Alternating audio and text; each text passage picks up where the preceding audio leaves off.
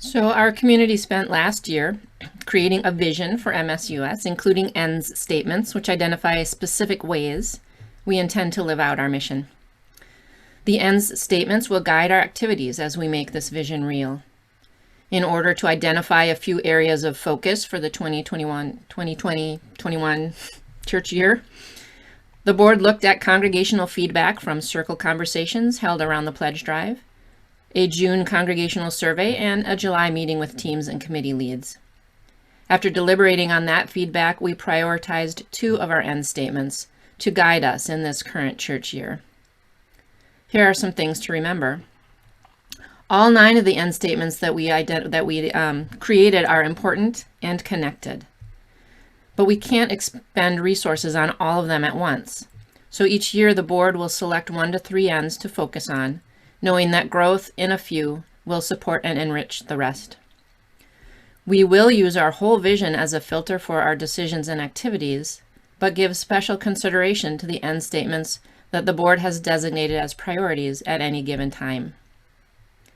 So the end statements that the board raised up as priorities for this current church year are: in our MSUS community across all ages, we build authentic connections across lines of difference and provide radical hospitality for all. And we articulate and explore our Unitarian Universalist faith identity as an intergenerational community, learning as we live it together in the world. These ends are important building blocks for the other end statements, and they are areas where we have plenty of work to do to match our actions with our aspirations.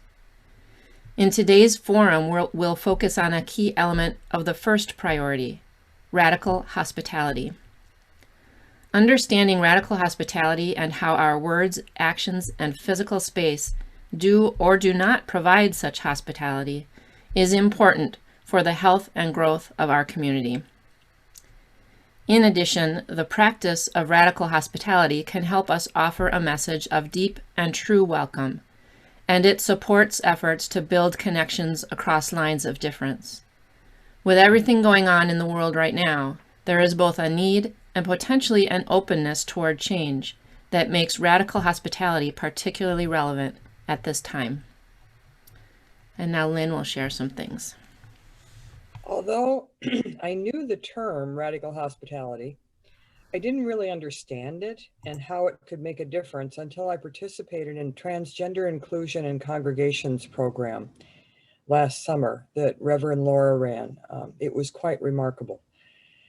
The program's creators, Alex Capitan and the Reverend Michael Slack, presented different ways of welcoming that contrasted invitation, inclusion, and radical welcome. They talked about their own experiences and the difference that radical welcome could have made for them, and we'll see that presentation in a minute. I felt like 10 light bulbs had just gone off in my head. I thought I was welcoming, but now I could see that I was just going through the motions. Was I really listening to and caring about what people were saying, or just giving them the smile, the standard questions, the pitch about MSUS, and then moving on and forgetting all about them? Definitely option 2. Definitely not radical hospitality or anything close to it. I was not expecting myself to change in any way because a new person entered MSUS. I was not really open to growth, either personal or congregational. It was a shock, but it helped me take off blinders that I didn't even know I was wearing. Another helpful source in exploring radical hospitality was an article from the UU World in 2007. It's called The Spiritual Practice of Hospitality by David Reinick from First Unitarian Church in Worcester, Massachusetts. We included a link to this article in the forum announcement, so some of you may have had a chance to look at it or may want to look at it later. The key takeaway is that the spiritual journey is our everyday life, and intentional hospitality enriches that life. David says practicing hospitality expresses our belief in the inherent worth and dignity of every person. Through our actions of hospitality, we move toward creating a world in which we are all treated with justice, equality, and compassion. We can use our practice of hospitality to encounter ourselves and our world in all their vividness and particularity, right here, right now, with this person in front of me. So, today, in a moment, we'll watch Alex and Michael's presentation and consider how different hospitality can look along the continuum of invitation, inclusion, and radical hospitality. We'll then take some time in a conversation circle to share our thoughts on how these ideas feel to each of us, our initial reaction to the notion of radical hospitality. Following this circle, we'll pose some questions for discussion that'll help us look more deeply into how MSUS might be transformed by practicing radical hospitality. We'll give you a choice of one of 3 small groups, and those will be focused around considering our physical space and how that relates to radical hospitality, considering our shared value of authentic curiosity and how that relates to radical hospitality, and finally considering our governing structure, who has power and who doesn't. We'll wrap up our time together after we have the small group discussions by coming together in another conversation circle to share the ideas that each of us takes from considering this possibility of radical hospitality in our midst. Thanks, Lynn. So some of you were at the Transgender Inclusion and Congregation series, and some of you were not. Regardless, it's hard to remember the pieces from that. So we've actually pulled out 2 pieces. One of them is the Reverend Michael Slack, the community minister for worship and spiritual care at Blue, Black Lives UU, and Alex Capitan, who's a lay minister organizer. Z is the founder of Transforming Hearts Collective and founder of Radical Copy Editor. Z helps those of us who may not be familiar with language and the power of language, how to include trans-inclusive language in our writing. So we'll do the first part. We'll start with our 3 different types of welcome, and then we will stop the clip and move to both Michael's and Alex's stories about being in a UU congregation. So there are 2 clips. We'll do one, and then I'm going to have to pause and then set up the other one and reshare it. So here's the first one. See them as a resource as we move into this last session and beyond.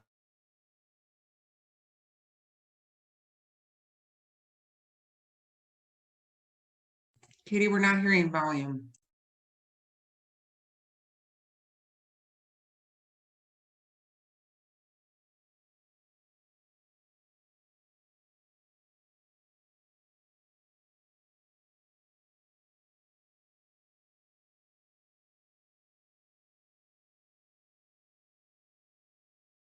There was a very faint volume initially.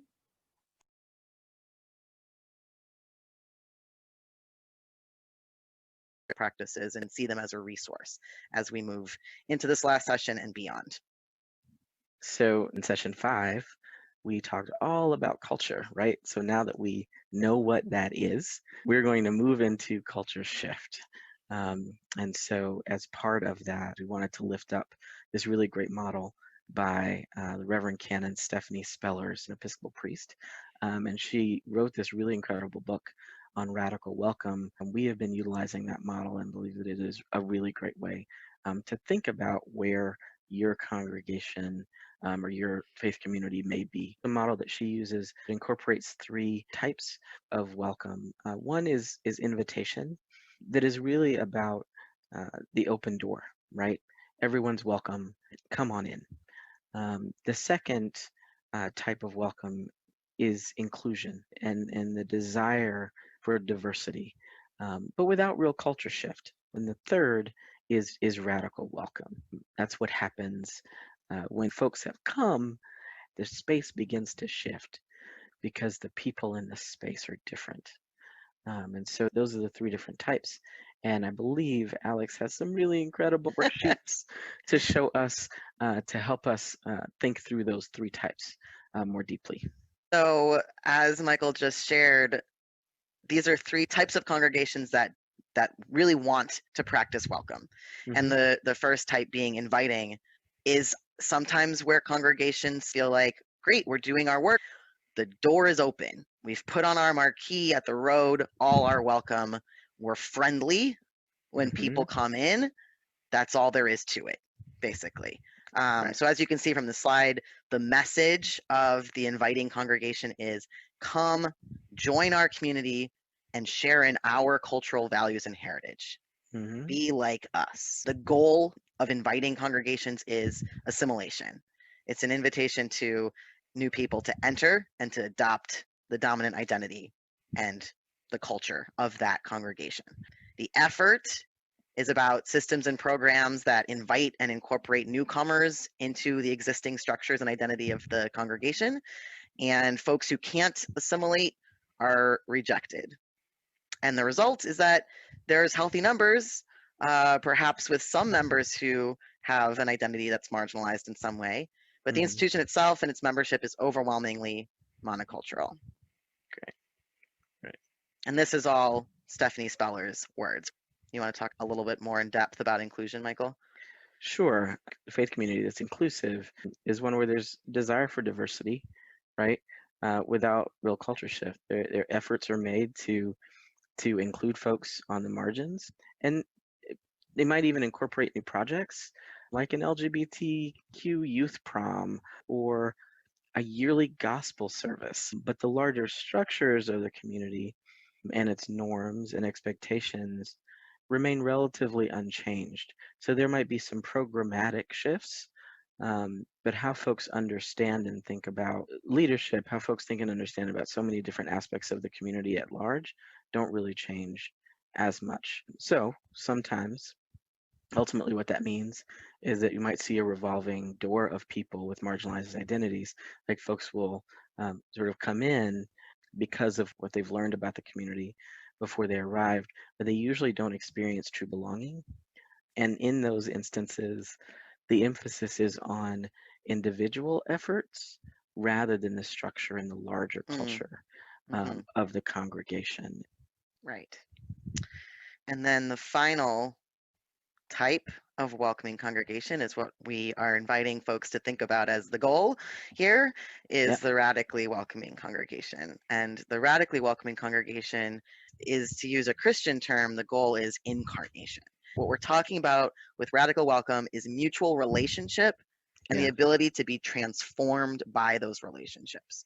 Yes. So there are systems and programs in place that ensure that marginalized perspectives, values, and gifts influence the very core of who we are, that all people who are part of our community see themselves fully reflected, not only in the community itself, but also in leadership and in the culture we co-create together. So the culture is co-created with always with new perspectives and voices and visions being brought in, as opposed to a culture that other people have to just sort of fit themselves into, regardless of how well that culture fits them.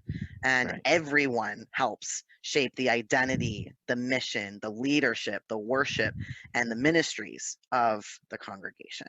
It's the difference between worship that is handed to me that I get to experience versus worship that is developed with me in mind. Yes, and that I helped develop as well. That's right. So we wanted to start with this model in terms of talking about culture shift because it's really important to be clear on where the goalposts are. That's right. One of the most common things that comes up in terms of resistance is people in congregations saying, we don't need to do that. We're already welcoming. Right. And usually when people say that, it's because they're thinking of invitation. They're not even thinking of inclusion, much less radical welcome. I've heard people say, we're welcoming to everybody, the door is open, and there's stairs that lead up to that door. Sure, the door is open, but not everyone can actually even get in the door if they're using a wheelchair or a walker. And so we want to talk a little bit more deeply about how invitation and inclusion don't work for the vast majority of trans people in particular. That's right. Inviting feeds into like-mindedness instead of like-heartedness. It also maintains the existing culture and the status quo. It maintains the comfort of those who are at the center of the culture, and it stifles the spiritual growth of the entire community when we Right. don't allow ourselves to be changed and Mm-hmm. transformed by new experiences and new perspectives and new people. Right. Invitation and inclusion don't allow for the full complexity of identity to really shine. Those two forms of welcome don't allow all of us, no matter what our identities and experiences are, to bring all of ourselves forward That's and right. allow all of ourselves to be held in community and seen and be able to inform the gifts that we can bring forward. Right. Absolutely. Yeah. There's so often a single issue approach to this work. And, there's work to be done to ensure that congregations are radically welcoming to trans folks, to queer folks. And if that work is happening, that's wonderful. Great.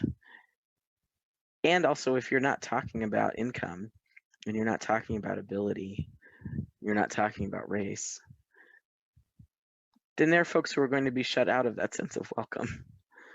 Which takes us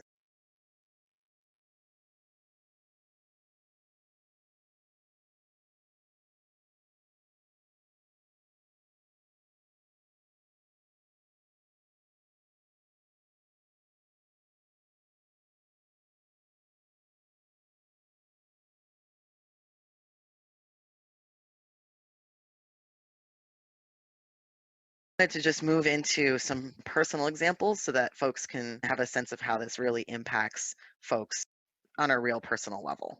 Yeah, absolutely. I'm happy to share. First, Alex, one of the very first times that I was serving in a leadership role, I was participating in a service at a UU congregation. At the end of our time, someone came up to me to chat about the service. This person asked me about my experience, particularly relative to something I'd shared in the service, and I shared with her that I was a UU Christian and that was something that was feeling really meaningful to me. And this person sort of looked at me and kind of shook her head in disbelief and giggled a little as if it were a joke and just kind of waved it off. And I sometimes have some expectation that I won't be received as well as a Black person in UU spaces because they are predominantly white. I always wonder the extent to which folks will understand my queerness or are willing to be open to what it means for me to be a trans person in the world. But one of the things that really drew me to Unitarian Universalism was the theological diversity that is written about, right? But the moment I shared that I was a UU Christian, this person basically laughed and walked away from me. It was deeply harmful. That and many other experiences relative to that has had a real impact on me willing to show up as my whole self in UU spaces. The first thing that always comes to mind when I think of times in which Unitarian Universalism has let me down in terms of welcome was actually when I was 16 years old. And like many UU congregations, my home congregation had a practice of having a youth-led service once a year. And so I was really excited. What we asked for was to be able to put the chairs in a circle because that was how we always worshiped in youth group. Right. And we were told no, in no uncertain terms. We were not allowed to move the chairs. And it was imminently possible for the chairs to be moved, but someone wasn't willing to change things in service of our ability to offer our gifts in that way. And it was never more clear to me that I couldn't see myself reflected in the adult church. And like so many youth, I did leave Unitarian Universalism when I left home. And it took me a very long time to come back. But I still don't see my authentic form of worship honored or reflected in any way in the average UU worship service.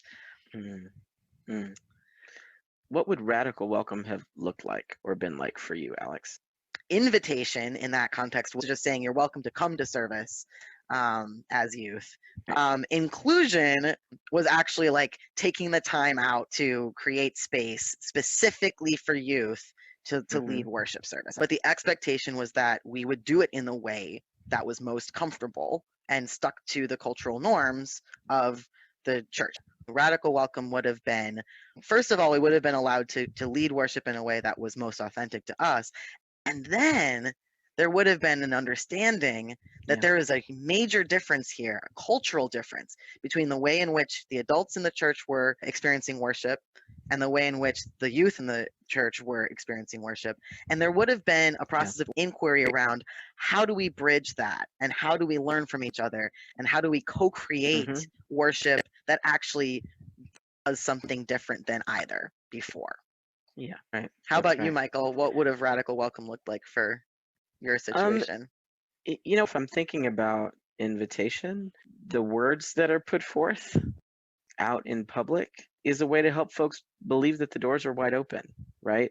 So I had read about, known about those 7 principles and those 6 sources for a while. And so I felt like the invitation was there for me to be in those spaces, right? Inclusion looks like folks being really intentional about inviting someone like me who does carry many identities, right? Including a Christian identity that I feel deeply connected to. It's great that they're including me in this service in a participatory role. That felt really good. The radically welcoming piece would have been for that person to have said, "Oh, can you talk to me about your spiritual journey? What does that mean to you that you're Christian? How would you define that for yourself?" The radically welcoming piece of that would have been the opening to the building of a relationship. Yes. Thank you, Katie. It's not always easy having to maneuver those things, so I appreciate you jumping in and doing so. What we're going to do right now is just pause for a moment and catch people's immediate reaction to something they heard, something it brought up in your mind, something that resonated positively with you, or something that made you feel uncomfortable. And we'll just take some time to recognize and share how each of us are beginning the conversation today. Yesterday, we discovered that our time would have been held a little tighter, and we really want to keep this to an hour and a half. If we had said to folks, we'll share for a minute, when you hear them, when there's a minute hits, you will hear a timer, and please feel free if you're in the middle of the thought to keep going. But we'll just do that because we're really this is just a quick check-in. Normally, if we were doing a circle together, we'd actually be sitting in a circle and have a little stick we might hand to one another. Unfortunately, that can't happen. So the circle I attend on Monday night, we just call people so that we can just keep it flowing and going, one by one by one. I do want to say ahead of time, you are welcome to pass. You just unmute when I call on you and say pass. And then I will touch base at the end when I get through everybody to just say, did anybody who pass want to share now? But even then, you need not share. So I will begin with Jamie. Just a quick reflection about what you just heard.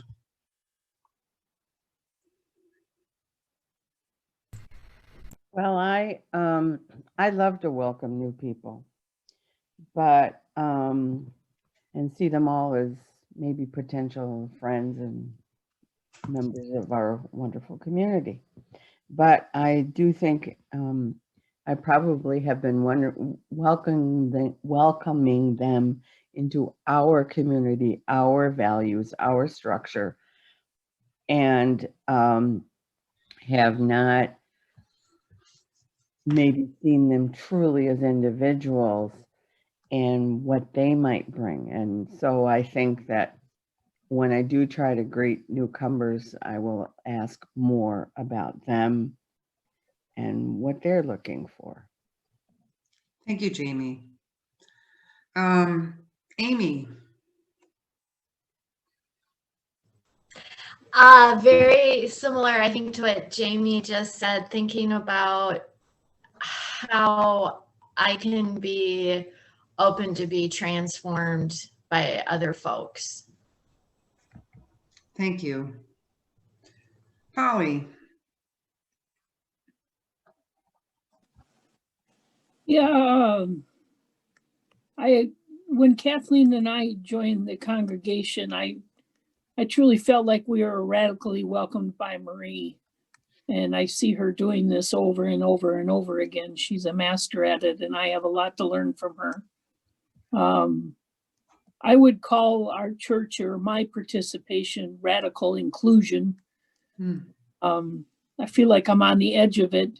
But yet, like everybody else has said so far, I have things to learn, and I have to learn how to invite someone to come as themselves as opposed to come into the norm of us.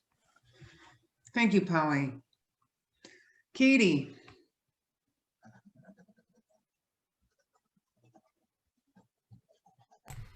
Want to unmute. So what came to my mind today was, in the broader culture, there's a lot of the discussion about white supremacy and that how similar it is in terms of, I understand, or maybe I don't, but I'm part of that dominant culture, and I have to look hard and work at even knowing what I'm missing.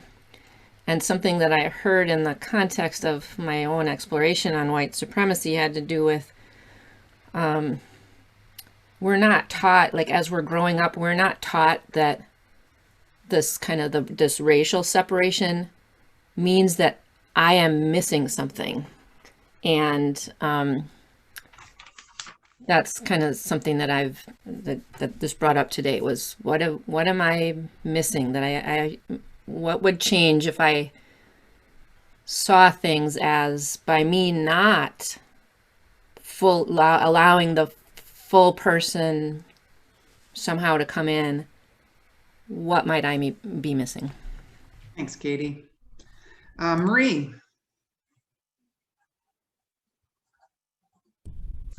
I guess I'd like to say that we're certainly at the first level, we're welcoming. And we're into the second level. And something that struck me in there was it seemed to be on an individual basis, people being welcoming, or more radically welcoming. Not an institutional thing that we need to get into. I mean, I realize I'm an extrovert, that's one thing. But whatever a person is, there's some level of comfort that we can all get into to continue to make it more of an institutional thing where people feel comfortable doing it. Thank you, Marie. Lori. I really liked the model. I thought it is pretty insightful, and I think it will be very helpful to move us as individuals and as a congregation forward. And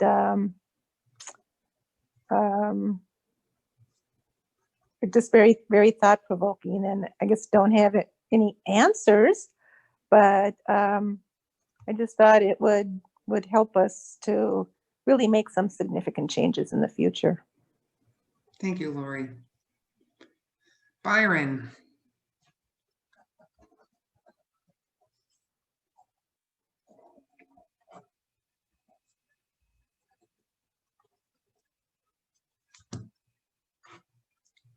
I will pass since I was here yesterday. Okay. Pat. It just struck me the story about the youth service in the circle. The first time I ever set foot in MSUS, it was a youth service and there was a circle in the social hall. And I was freaked out. And but someone said, oh, make sure you come back. We often have all kinds of different services. And in conversation have determined that person was probably Merle. And years later, I came back. So it had planted a seed, but that just struck me today. Thank you. Ali.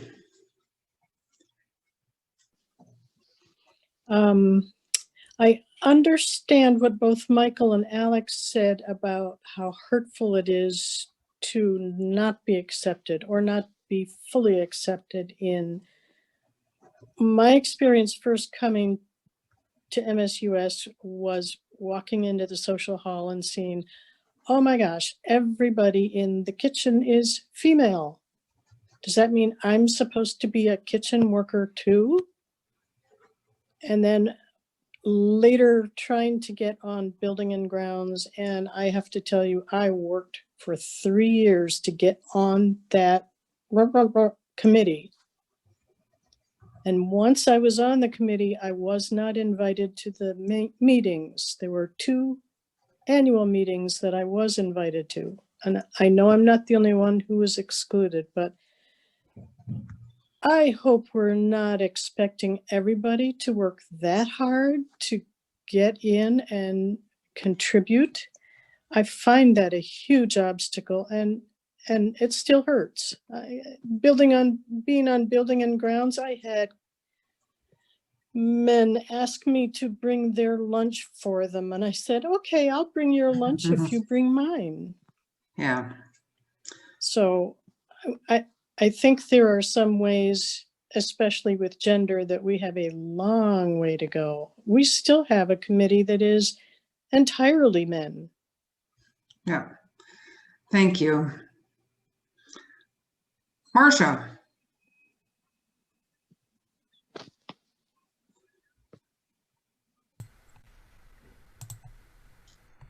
Marcia, Can you hit you're still muted. Okay.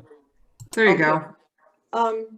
Well, I'm really stuck in number 1, not because I want to be there, but I've seen examples of let's not move a chair without everybody's approval and things like that, you know, make people feel like they're really not part of our group, which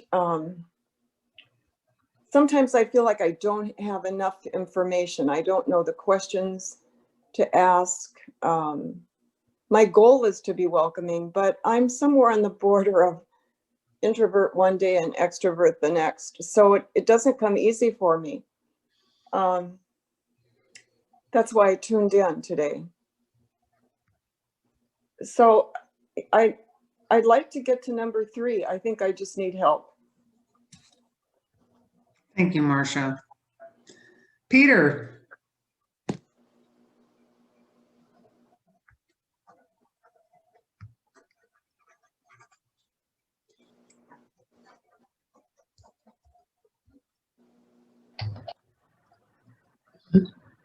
Yes. Okay. Although we're welcoming the people in terms of come see us, I have the feeling when we have things like occasionally get some Black preacher to speak to us, it's like talking to somebody in another language that sounds like ours, and it's kind of leaving people saying, "What was that?" And I have the feeling that they get up in front of our group and they're looking for response, and the people are sitting there. It's like, did I flop? And of course, there's always a problem that comes from who is here. We have people who are, well, overwhelmingly the congregation is people who might consider themselves former Lutherans, former Catholics, former Methodists, and I don't think so much forward is what does that do? What do we do with that? Thank you, Peter. Lisa. Hi, yeah, I was here yesterday. I'm not going to pass because I was trying to listen for different things in the video than I picked up on yesterday. And one thing that that kind of struck me was the idea of showing up as our whole selves, and identifying what we do as congregations that inhibit people from showing up as their whole selves, and what stops us from showing up as our whole selves. That's what Thank I you. did today. Did I miss anyone? Oh, sorry, Lynn. Why are you not on my Lynn? Like Lisa, I was looking to see what different things struck me today, and several things did, but one that I really want to think about is how do we put systems and programs in place to recognize and value gifts at the margins, people who are not comfortably fitting into our existing culture, but if we're going to shift and change and grow with them, there has to be a way for them to be part of it. And I think that's part of what both Marie and Ali were talking about too. Thank you. I think, Katie, it's time for you to go to small groups. Yes. Oh, hey, Byron, I didn't loop back to Byron though. Are you still pausing or did you have a thought? Still passing. Thanks. Okay. All right, so now we'll move into small group discussions. I'll have a little bit of a recap here and then describe what the small groups will be and how we'll get into them. So we'll move into a time for reflection and small group discussion, and we intentionally want our groups to be small, in the 3 to 5 people, so that we can dive a little deeper into the thinking about this topic. And we'll be kind of thinking about where there might be room for growth at MSUS when we think about this, the transformative kind of welcome that comes from practicing radical hospitality.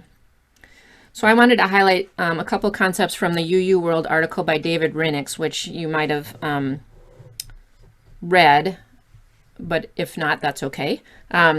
So the 3 things that I wanted to highlight from that source were, one is that the spiritual practice of hospitality cannot be just another program. It's not something that we are going to be able to check off on a list and consider ourselves done with it. And so at MSUS, we named radical hospitality in our end statements and elevated it as a priority for this year. So we have set an intention to look for ways to let radical hospitality infiltrate everything we do. And we must acknowledge the gap that there will always be between the aspiration of being welcoming and the reality of our practices. So this is that consideration of that kind of that progression from invitation to inclusion to radical hospitality that Alex and Reverend Michael described. And radical hospitality demands not just the invitation, but the understanding that we will have to learn some new ways of doing, some new ways of being. And I think our conversation here today is really seeking to understand this concept, or at least grappling with it a bit. Where are we now? You know, MSUS in particular as a community, but that's also related to where we are individually. And how might we move along that continuum from offering a sincere invitation, which I think we already do in many ways, to being really ready to allow transformation of both ourselves and our community to be part of our welcoming of each other. And we have to recognize that we each play a role, which I think a lot of us here do recognize that, but just kind of a reminder that it can be easy to believe that it's the church board or the minister or the welcome committee or someone else who should be responsible for changing how we're doing things. Like it's not my job, although I'm on the board, so maybe it is. But anyway, each of us needs to accept some amount of responsibility for, you know, some sort of culture shift and find what our role is in creating the kind of church we want to be members of. And I wanted to bring up here Marcia mentioned today, but it came up yesterday too, and in other conversations, there's sort of a connection, or seems to be a connection almost, between like needing to be an extrovert in order to be welcoming, which today made me a little nervous. I'm not sure that I'm hoping that we can be welcoming even for those of us who are not, you know, far into the extrovert identity of ourselves. So let's, you know, keep that in mind too. What can our role be that fits even within our own personalities? All right, so our goal here today is not to solve a problem. We're not laying something out and saying necessarily exactly what can MSUS do to fix this, but we want to begin thinking, building that idea of radical hospitality into the various things we do. And so we have 3 breakout, and in a moment when we break out into groups, I'm going to ask you to select which group is of most interest to you. And again, hopefully we'll end up with like 3 to 5 people in each group. So the 3 lenses are, how might radical hospitality support or impact or change any of these? One of them is our considerations about our physical space. One of them is how we live out our shared value of authentic curiosity, and that has a lot to do maybe with relationships among each other. And how does our governance structure reflect or not, or support or not, the ideas of radical hospitality? I know I was cut off mid-sentence. Other people might have. I didn't have a very clear thought anyway, so. Tell us the rest of it now? No, I don't think it'll make sense to anyone else. Maybe was. So. Okay. Now we go to our closing circle, just to ask each of you to share what you're taking away from the discussion today, or any ideas that it brought up for you. And again, remember that you can pass. We can come back to you later, so don't hesitate to do that if you need a little more time to think about it. And I will call on people, so we'll just make our way around. Lisa, I think I'll start with you and we'll work our way up. All right. Something that I'm taking away today is to not be afraid as a congregation to have those really hard conversations. Thank you. Ali. Ali, you need to unmute. Something I heard is that if somebody's not participating, we can't assume we know the reason. We need to ask what's going on. Are they just too busy, or has something offended them, or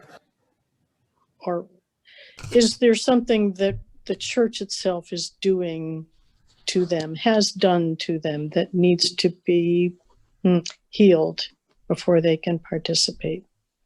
Thank you. Marcia. Marcia, you need to unmute.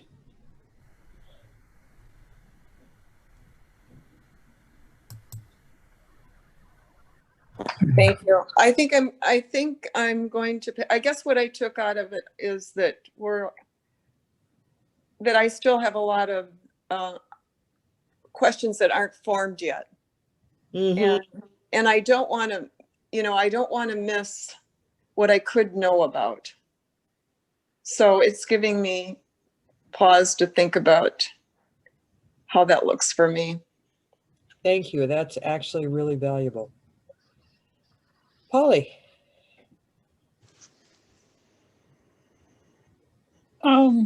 Just that I'm grateful that I'm a part of a church that opens itself up to actually hear the hard things and to listen to everybody, and to have this platform where I feel valued So that's what I'm taking away. Thank you. Pat?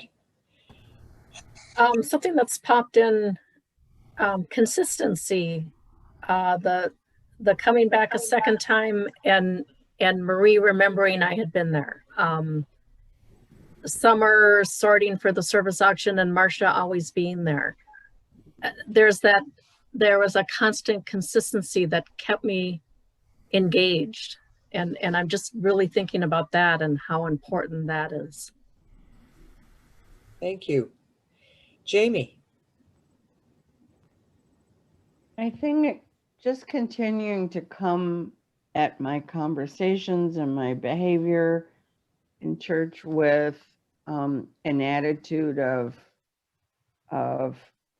not just what they can bring to us, but how can we embrace them? You know, it's not just about, you know, looking at it from my point of view or the church's point of view, but also what are they looking for and what special gifts might they bring? Thank you. Lori? I admitted to having some angst about going into the breakout room because I was thinking, I don't know what we should do. I don't know what I could offer. But as it turned out, there were some questions and ideas that I could piggyback on. And it just sort of stressed the importance of having a good structure and process to work through to reach the conclusion. And so I think it was a really good forum, you guys, and appreciate it. And I think it also went a long way to, I think, generate some interest and enthusiasm for coming up with some actions, having an action plan. So thanks for that, guys. Thank you. Peter? Well, our group mainly was looking at the physical limitations of the place. And it's very instructive to consider what things were considered required and necessary, welcoming parts of the church 50 years ago and what is now. A place that had handicap access 50 years ago would have been exceptionally unusual. And the standards for kitchens were very different.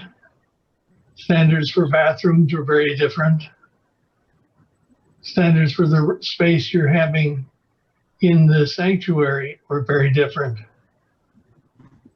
The civil terminology calling it the sanctuary and the narthex and all those other Latin terms, that doesn't apply to a place like ours today. But most people understand what you're talking about if you use those terms anyway. Okay, thank you. Let's see, Amy. I'm thinking about deep listening and how that really relates to radical hospitality. And yeah, sort of like Marcia said, I have still a lot of unformed questions, but just that idea of just really listening and being present and not necessarily trying to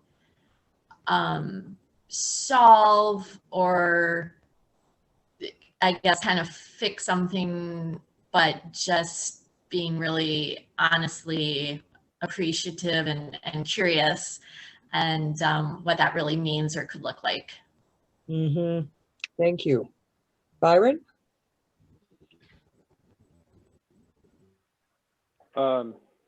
Pat had the best discussion group for the second day in a row. And I came out of it pretty sure that we need to figure out a community-wide approach. Maybe things like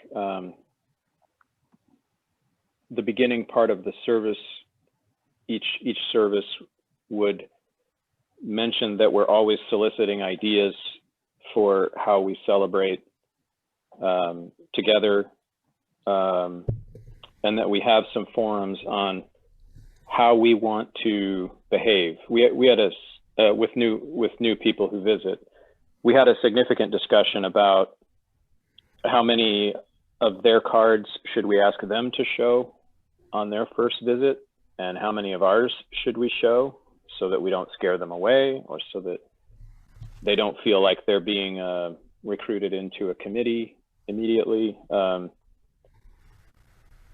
think we need to get our own community approach worked out and then put it into practice to make people feel truly welcome. Thank you. Katie. I come out with all kinds of ideas, little snippets, but I think I'll bring up one kind of a question of, is there a ladder or a path to getting on the board? I think it gets a bit to unspoken requirements, maybe sometimes spoken.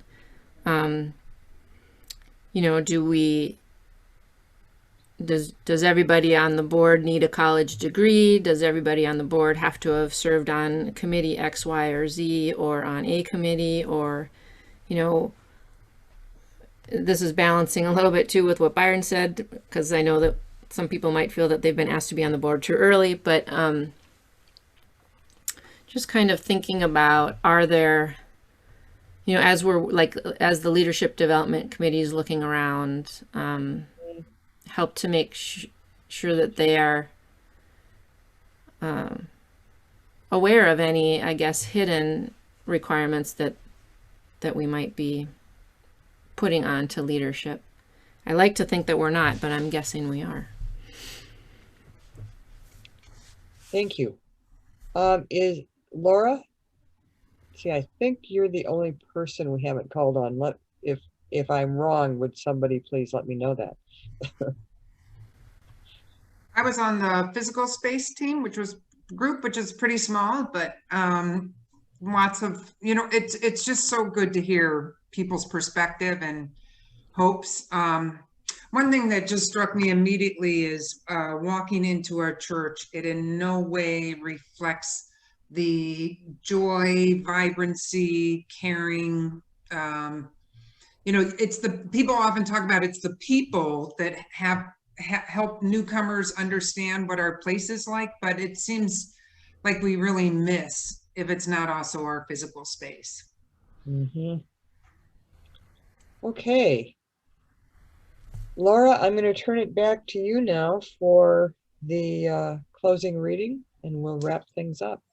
Thank you. And I want to remind you once again, as I said at the beginning of the service today, that we have reserved Tuesday night at 7. If anybody wants to come and just share more things, like perhaps after hearing these different folks share what happened in other groups that might have stirred something in you, that will be an informal conversation that will be facilitated, but it won't be like this, where there's sections where certain things are expected. So you are welcome to come then if you have additional things you'd like to share. And I'm going to close with a poem by Gene